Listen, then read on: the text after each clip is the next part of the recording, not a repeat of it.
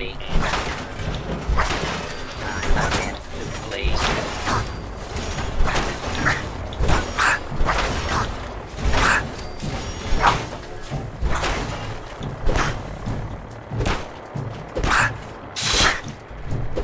Oh my god.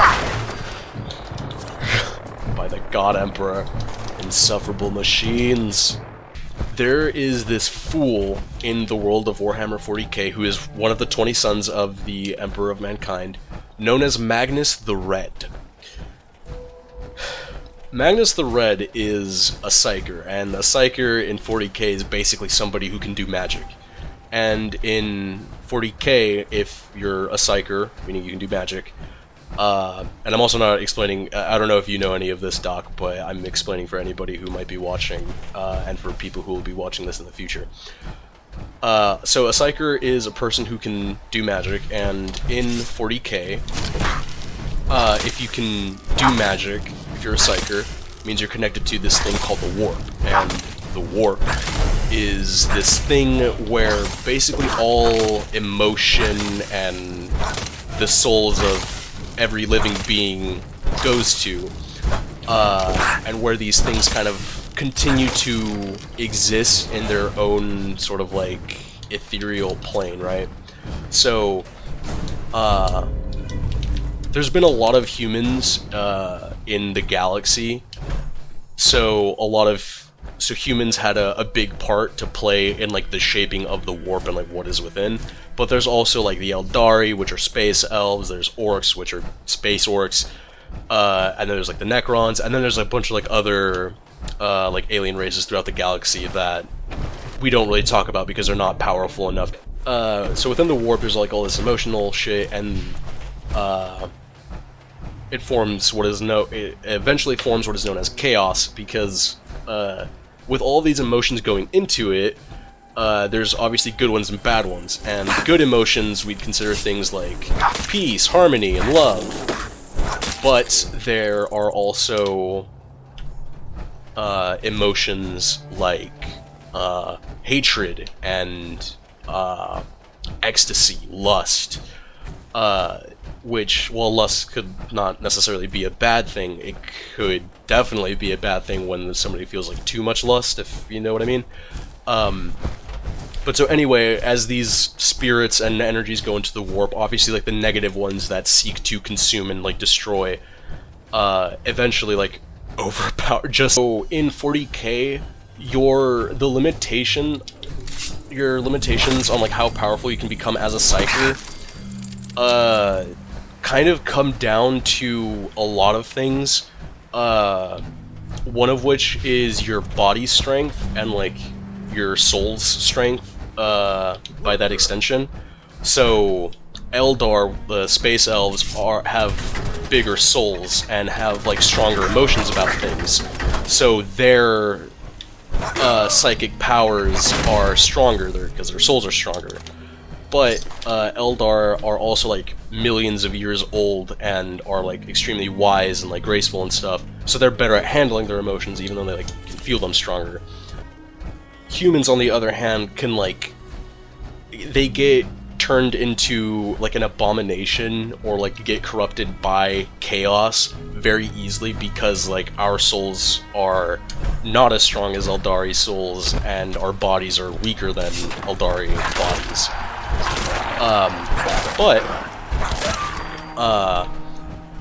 That doesn't, you can like do things to yourself to increase your, and to like a body in order to increase its psychic power.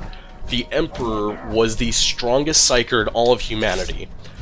And the Emperor told people to not be psychers. He hated psychers.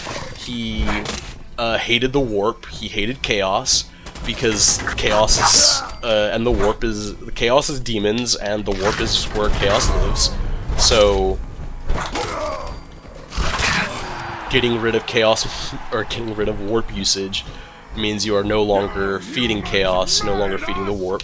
So you wanted to cut everybody off of it. Where the fuck are you? So So he wants to cut everybody off. The Emperor wanted to cut everybody off from the warp, and in order to do that, he was doing this thing called known as the Webway Project, and the Webway, in short, is the thing that the space elves use to travel throughout the galaxy by going through safe spaces within the warp. It's kind of like just tunnels within the warp that are not infested with fucking demons. Magnus is one of the Emperor's 20 sons. He was the one most gifted in the the ability to use psychic powers, and him and his entire legion were all about getting as much knowledge of the warp as possible, as much, not specifically power, although like any knowledge you get from the warp is power, because it's, I mean, it's literally just like an idea, an emotion that has energy and form that you pull into real space. And Magnus, the fucking idiot that he was, just he's like, yeah, no, I'm gonna learn everything I can about the warp. Yes, I know how Palpatine looks like a scrotum. I always thought that was because Mace Windu like reverses lightning on him or whatever. Is there an actual reason? Did he choose a path that led him to look like a scrotum? Because if that's the case, I would never, like, I don't think any amount of power is worth it. Oh, a heretic Astartes.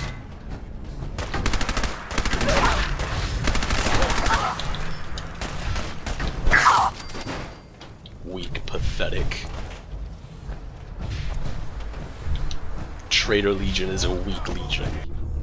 So Mace Windu did cause that to appear, but Palpatine looked like that the entire time. The lightning merely caused the Sith alchemy Palpatine was using to hide his true appearance to melt away. In essence, the more you delve into the dark side, the more it corrupts and mutates your body. Hence, Sith eyes, extremely pale skin. Interesting. So the dark side of the Force. What is the dark side of the Force exactly? Because whenever I hear any dark side ability, it's not really like bad. Like, what's really bad with reincarnation or like immortality aside from like it's not natural or whatever? Like, if you can do that with the Force, which is basically, like, for all purposes a natural like phenomena, like, how does that work?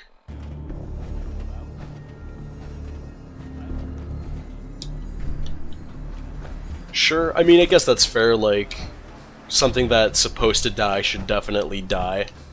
And I can see the case for it being immoral. But I also don't think that, like, if Yoda wanted to become immortal for some reason, I'm sure the Jedi would find a problem with it, but I don't think anybody would complain if Yoda were, like, immortal, considering how chill a dude he is.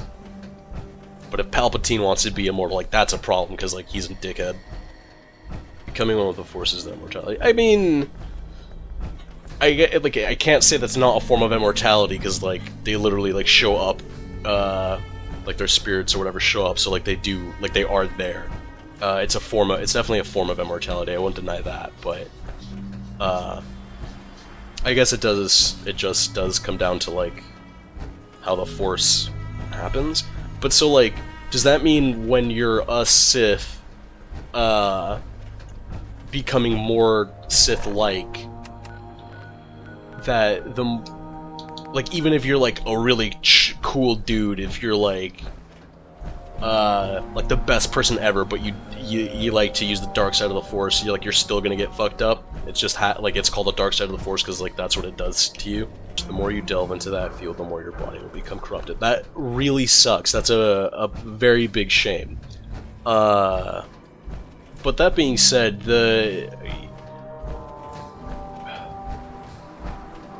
I think at least, like, whenever you forbid people from doing something, and, like, you're not...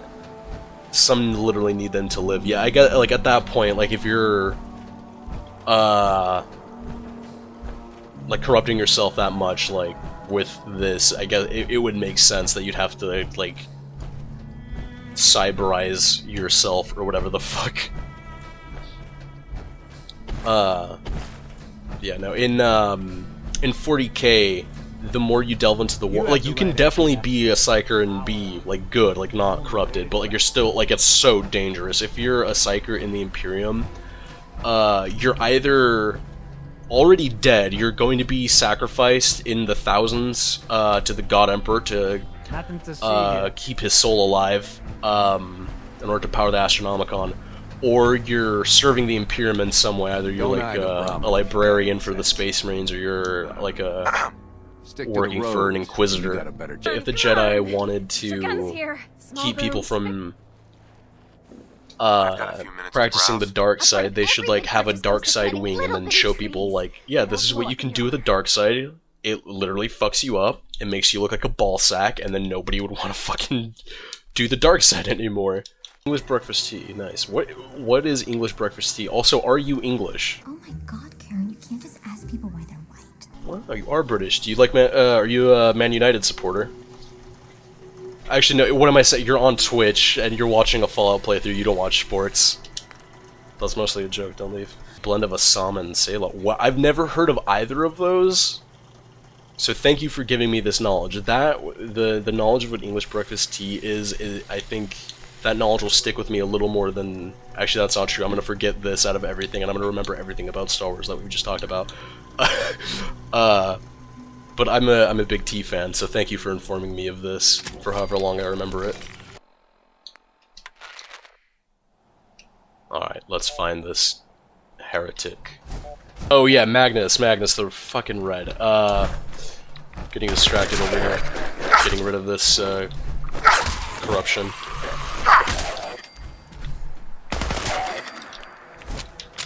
Oh, there was a glowing one that I saw.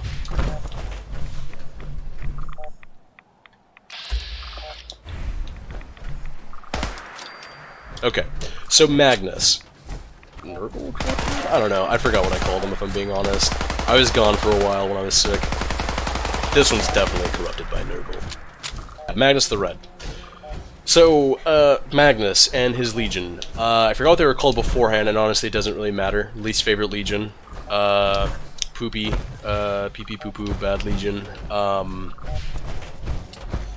But the entire Legion, every Space Marine in this Legion is a Psyker.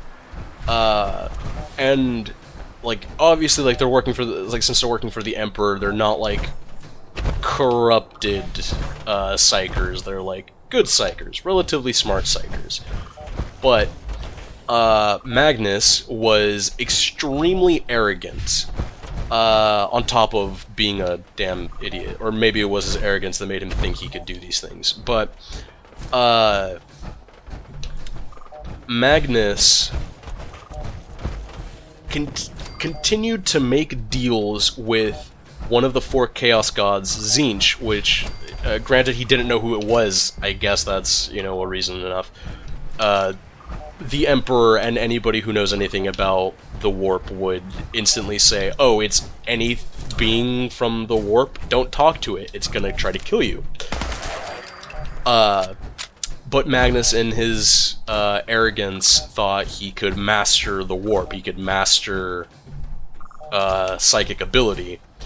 And so he made continuous deals with the Chaos God Tzeentch, who is the Chaos God of trickery and deceit. Essentially just been giving Magnus more and more power, and Magnus, with all of this power that he keeps getting, is like, oh yeah, I can fucking do anything, I can conquer anything, I'm a master of the Warp, and my father's a fool for telling me that, the Warp and, like, psychic abilities are evil and all that shit.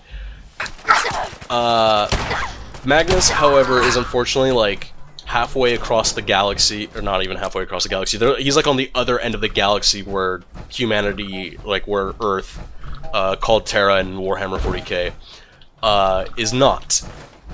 So he needs, the only way he can warn his father in time, is by psychic message. But for, reasons that I can't quite recall at this moment, There's like this psychic barrier in front of Magnus that he can't get through. But he's also not really pushing himself to try and break this because he is trying to listen to what his father told him to do.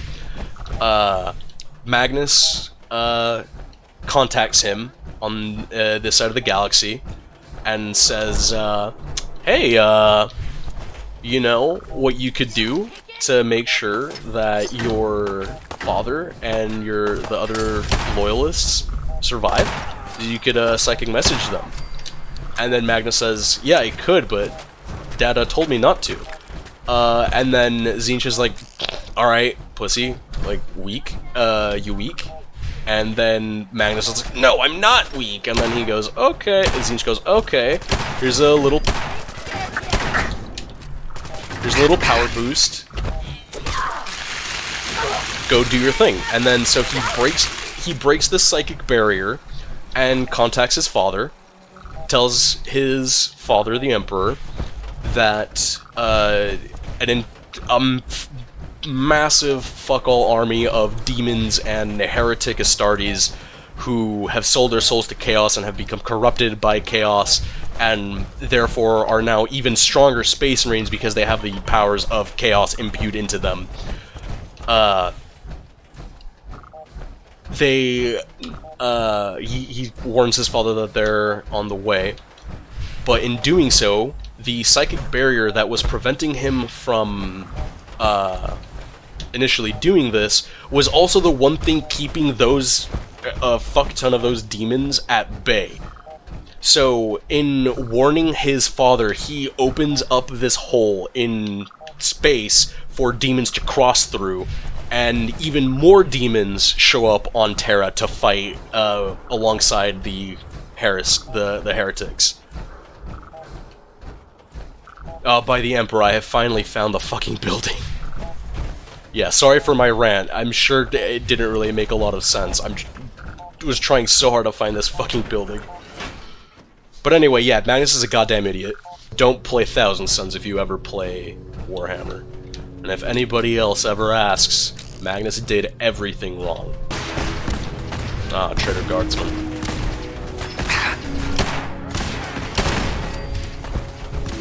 A fucking tree. Of all things to get in my way. Goddamn tree.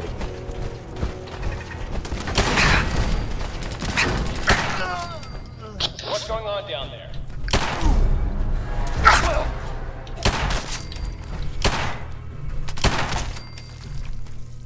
Damn, get absolutely fucked. Officer is now on the 3rd floor. Reports of the second intruder in the east wing of the courtyard.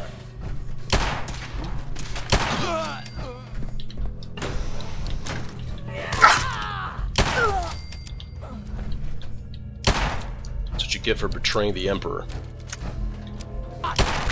Adeptus Custodes, and they're all mini clones of him. He took his own DNA in order to make them, so they're all like kind of clones. The way it works for the Custodes and for all Space Marines is take a regular human who is insanely loyal to the Imperium. That's a start. That's the first thing you need. Well, actually, I guess that's not the first thing you need, but it helps. The first thing you really need this person to be is extremely capable. Like, these people are basically abducted as children, and they have to be remarkable children in some way. Like, they have to be somehow, like, masters of, like, martial arts at 7 or 8, and need to know how to take down an orc with just a knife at the age of 5 and shit. So you take a person like this, make them go through this insane training regimen that involves basically like self-mutilation, extreme conditions, like a lot of the Space Marine trials involve just death, like combat to the death. For an Adeptus Custodes, sorry. This is even more rigorous because you're protecting the Emperor. You can't be just some pansy-ass Space Marine. You get an Adeptus Custodes is like basically worth 100 Space Marines. Well, I shouldn't say 100 Space Marines, but like 10, maybe 20 Space Marines, like 10 or 20 Space Marines. An Adeptus Custodes can sit in place for 100 years without moving, without blinking, if he needed to. Adeptus Custodes are like made geniuses, made experts of hand-to-hand combat, of their weaponry, and of course they have the best weaponry, and in the Imperium, in the year 40,000, their weapons are like fucking insane shenanigans. Like, a Space Marine's default weapon is the bolter, which fires a round that's basically bigger than a 50 cal, that also explodes on impact. So it's basically an assault rifle grenade launcher kind of thing. And that's just their basic weapon. So you can, I'm sure you can only imagine that whatever the fuck a Custodes has is significantly more powerful than that. And I'm also sorry that my Adeptus Custodes lore isn't up to like a good standard. I play the Blood Angels. What else can I say about the Adeptus Custodes? They're all sexy. They live like thousands of years and barely age. There are only 1,000 of them at a time. When they become even like 0.1% less effective than their maximum, they are retired into God, I forgot what it's called, but the Eyes of the Emperor. And basically what they do is like they act sort of as like spies for the Imperium, but I guess specifically for like people who have the Emperor's best quote-unquote interests at heart. Let's kill this fucking Necron Courser. Oh, he already knew I was here.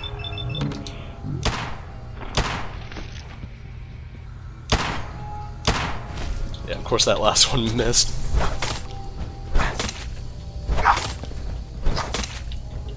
Necron scum.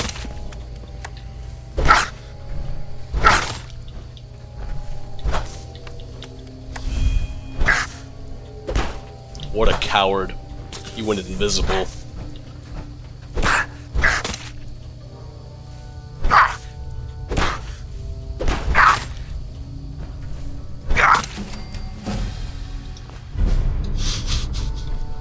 What an anticlimactic fight. If you're going to kill me, then do it.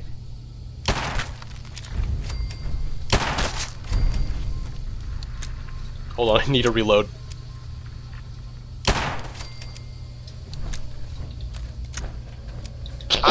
He deserved it. Space Marine I know you're not roleplay. here. Who are you? My institute designation is K-198, but I prefer Jenny, so yes, I'm a synth, if you hadn't already guessed. I knew they'd send a courser. Right. I think I would. I see. Thanks again for your help. And before you ask, the Commonwealth is unforgiving. Hold on, get back here, you son. Fuck. Fuck. Fuck. Fuck. Alright, damn it. Excuse me, synth. Hey there. I don't need your help anymore. I'm sorry, but you're a synth. So, servitors in 40k are I can rest easy knowing that people who could have done absolutely It's all nothing. worth every cap. They could have committed a crime, they could have done some heretical bullshit, and a lot of things are considered heresy in 40k. Whoops, give me that back. But these people, these servitors, are not people. Fuck. They could also just, like, be babies. They're people who get lobotomized and then have, like, basically, like, implants put into them. And are, like, made machines. And, yeah, they're basically turned into living computers, like a cyborg whose existence is nothing but pain and servitude.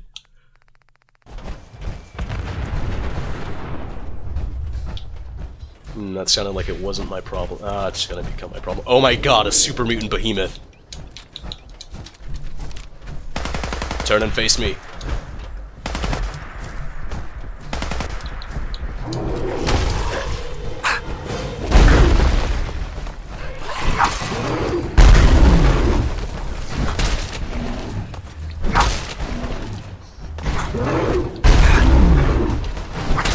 Die, Xeno scum.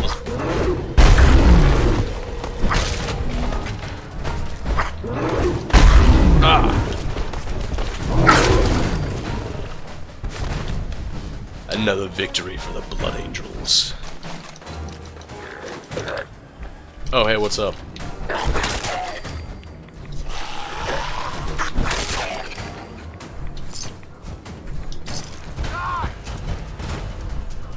Who said that? A heretic Astartes dies that easy. For shame. What did you even sell your soul to Chaos for at that point? There are these things, or not these things, these people, that in the Imperium are called blanks. And a blank is essentially somebody without a soul. And whenever a psyker is... Actually, hold on. Before I go there, whenever a regular person, whenever a normal, average person is near a blank, they feel like a sense of dread and like unease. Like people just hate being around them. They like suck joy from the room. They like sap energy and joy, kind of like Death Eaters from like fucking Harry Potter, except more badass because they don't just take away your happiness. They take away like all emotion and just make you feel like. And if you're a psyker, this effect is even bigger, because you have such a connection to the warp, and like the things like within, because of that, your emotions are stronger, therefore when they're taken, it feels even worse. Like, psychers will feel like their brain is on fire if they are next to blanks. And Sisters of Silence are a group of specifically women. I'm not 100% on why they're women. I think it's because, like... I don't know. I'm not going to say anything, so I don't want you to, like, quote me on it. But the Sisters of Silence are specifically women. Gonna get the surprise attack on these orcs. He did a flip.